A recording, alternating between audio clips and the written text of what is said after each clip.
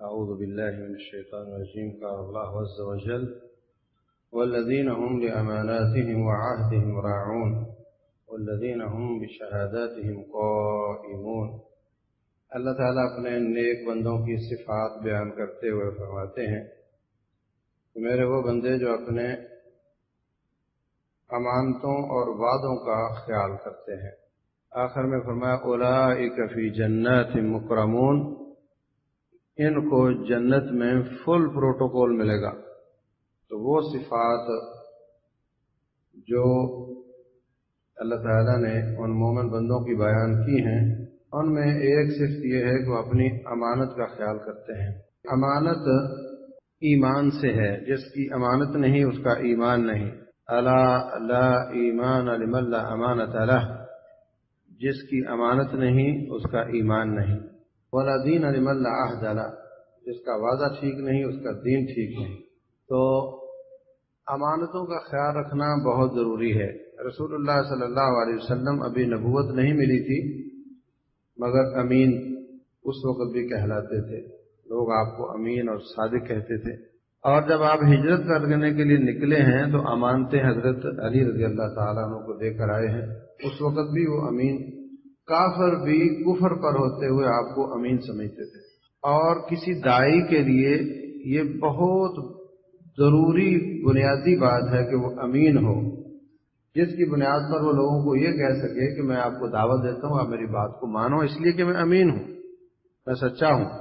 رسول اللہ صلی اللہ علیہ وسلم فرماتے ہیں قیامت والے دن پل صراط کے ایک کنارے پر امانت ہوگی اور دوسرے کنارے پر صلہ رحمی ہوگی. جو امانتوں میں خیانت کرتے رہے ہوں گے ان کو امانت پکڑ پکڑ کر آگ میں ڈالے گی، اور جو قطع رحمی کرتے رہے ہوں گے ان کو صلہ رحمی جو رحم ہے وہاں پر وہ پکڑ پکڑ کر آگ میں ڈالے گا. الیاذ باللہ. اور رسول اللہ صلی اللہ علیہ وسلم کا ساتھ ملنا یہ کتنی بڑی سعادت کی بات ہے. ہم تو یہ حاصل نہیں کر پائے. آپ کا ساتھ مل کر پھر کتنے بدو صحابی تھے مگر وہ اپنے گاؤں دیہات میں رہتے تھے. آپ کے ساتھ مدینہ میں رہنا یہ کتنی بڑی سعادت ہے. اور پھر آپ کے ساتھ جہاد میں شریک ہونا یہ کتنی بڑی سعادت ہے. ان تمام سعادتوں کو سمیٹنے والا مدعم نام کا ایک غلام تھا. نبی صلی اللہ علیہ وسلم کی سواری کو ٹھیک ٹھاک کر رہا تھا، اوپر کو پلان وغیرہ رکھ رہا تھا. ادھر ادھر سے کہیں تیر آیا اور اس کے سر میں گھس گیا اور وہیں پہ ڈھیر ہو گیا. لوگوں نے کہا ہنی اللہ الجنہ، اس کو جنت مبارک ہو. تو رسول اللہ صلی اللہ علیہ وسلم فرماتے ہیں نہیں نہیں، اس نے غنیمتوں سے تقسیم سے پہلے ایک چادر اٹھائی تھی، میں دیکھ رہا ہوں کہ وہ چادر اس پر آگ بن کر لپٹ رہی ہے. اتنی سعادتیں ہیں. اور یہ امانت کی کمزوری، اور ہم تو وہ سعادتیں حاصل ہی نہیں کر پائے ہیں. ہماری امانت پہ کمزوری کہاں لے کر جائے گی ہمیں. جب یہ سنا تو رسول اللہ صلی اللہ علیہ وسلم نے فرمایا کہ حتی الخیط والمخیط، کسی نے دھاگا یا سوئی اٹھائی ہے تو وہ بھی واپس کرو. تو لوگ لے کر آ رہے ہیں. ایک شخص تسمہ لے کر آ رہا ہے تو آپ نے فرمایا کہ یہ جہنم کا تسمہ ہے، اگر تو واپس نہیں کرتا تو یہ جہنم کا تسمہ ہے. اور ایک دوسرے مارکے میں جب یہودیوں کے خلاف مارکے ہو رہے تھے تو اس میں رسول اللہ صلی اللہ علیہ وسلم نے ابھی غنیمت تقسیم نہیں کی اور بھوک بہت لگی ہوئی تھی. تو کچھ لوگوں نے بکریاں گائے وغیرہ ذبح کر کے پکانا شروع کر دی. ابھی تک ان کو تقسیم نہیں کیا گیا تھا، اجتماعی مال تھا. تو رسول اللہ صلی اللہ علیہ وسلم نے فرمایا کہ یہ دیگیں الٹا دو.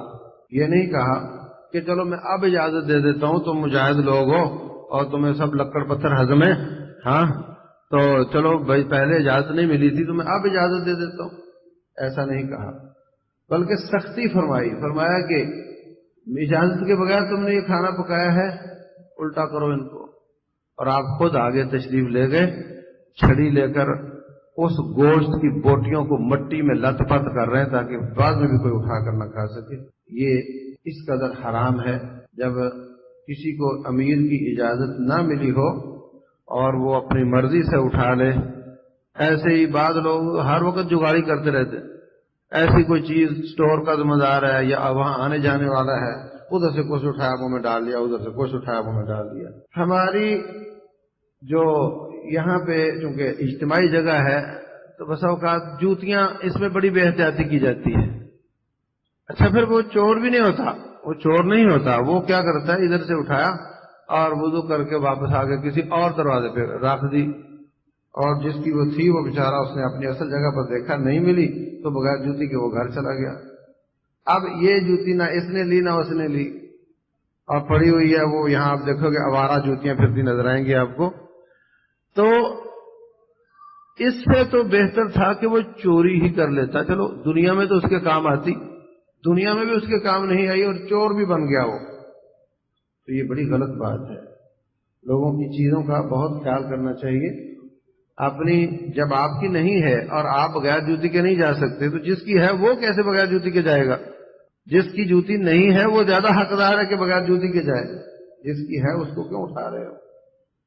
تو میں یہ نہیں کہتا کہ ہم اٹھاتے ہیں، یہ اجتماعی جگہ ہے، یہاں کتنے لوگ نیکیاں لینے آتے ہیں، کتنے لوگ گناہ لینے کے لیے بھی آتے ہیں، اللہ محفوظ رکھے. لیکن بہرحال ہمیں لوگوں کی چیزوں کے بارے میں بہت محتاط ہونا چاہیے. رسول اللہ صلی اللہ علیہ وسلم فرماتے ہیں قیامت والے دن ایک شخص پیش ہوگا، اس کی نیکیوں کے پہاڑ ہوں گے اور بڑا خوش ہے جناب، وہ قریب ہے کہ اس کی جنت کا فیصلہ ہو جائے. یاتی وقد قذف هذا واکل دم هذا وسفك دم هذا واکل مال هذا وضرب هذا. فرمایا کہ کچھ لوگ آئیں گے، وہ کہیں گے جی ہم نے تو اس سے لینا ہے. کیا لینا ہے؟ مجھے اس نے تھپڑ مارا تھا، تھپڑ تول کر اس کو نیکیاں لے کر دے دی جائیں گی. اس نے میرا مال چرایا تھا، وہ مال تول کر اس کو نیکیاں دے دی جائیں گی. اس نے مجھ پہ تہمت لگائی تھی، وہ تہمت تول کر اس کو نیکیاں دے دی جائیں گی. فَإِذَا فَنِيَتْ، ایک وقت آئے گا کہ اس کی نیکیوں کا پہاڑ ختم ہو جائے گا اور ابھی لینے والے باقی ہوں گے. پھر جو لینے والے باقی ہیں ان کے ساتھ جو زیادتیاں ہوئی ہیں ان زیادتیوں کو ایک طرف رکھ کر دوسری طرف اسی آدمی کے گناہوں کو، جس کے ساتھ زیادتی ہوئی اسی کے گناہوں کو تول کر اس مجرم کے سر پہ ڈالا جائے گا. دیکھتے ہی دیکھتے جب تک لینے والے ختم ہوں گے اس کی نیکیوں کا پہاڑ برائیوں کا پہاڑ بن چکا ہوگا اور اس کی جہنم کا فیصلہ ہو جائے گا. ہمیں حقوق العباد کا بہت خیال رکھنا چاہیے. یہ اللہ تعالیٰ معاف نہیں کرتا روٹین میں، یہ بندہ ہی معاف کرے تو ہوتا ہے. اور ہم بسا اوقات گاڑی میں بیٹھے کرایہ نہیں دیا، بڑا خوش ہے، وہ ادھر آیا تو میں ادھر چلا گیا، وہ ادھر آیا تو میں ادھر چلا گیا، میں نے اس کو کرایہ نہیں دیا. کل اگر توبہ نصیب ہو بھی گئی تو کہاں سے تلاش کرے گا اس گاڑی کو اور کیسے پیسہ واپس کرے گا اس کا؟ اس سے بہتر ہے کسی پڑوسی کی چوری کی ہوتی، چلو کل واپس تو کر پاتا. اس کا تو پتہ ہی نہیں تجھے وہ کون تھا، کیسے واپس کرے گا اس کو؟ اور اگر دنیا میں نہیں کرے گا تو آخرت میں کرنا پڑے گا، وہ بہت مہنگا پڑے گا. اس لیے بھائیو ہم اس جہان میں ان سب خیانتوں سے کے بغیر زندہ رہ سکتے ہیں، ہمارا گزارا چلتا ہے، اور آخرت میں یہ خیانتیں واپس کر کے ہمارا گزارا نہیں چلے گا. اللہ تبارک و تعالی ہمیں امانتوں کا خیال رکھنے کی توفیق عطا فرمائے. وما علینا الا البلاغ.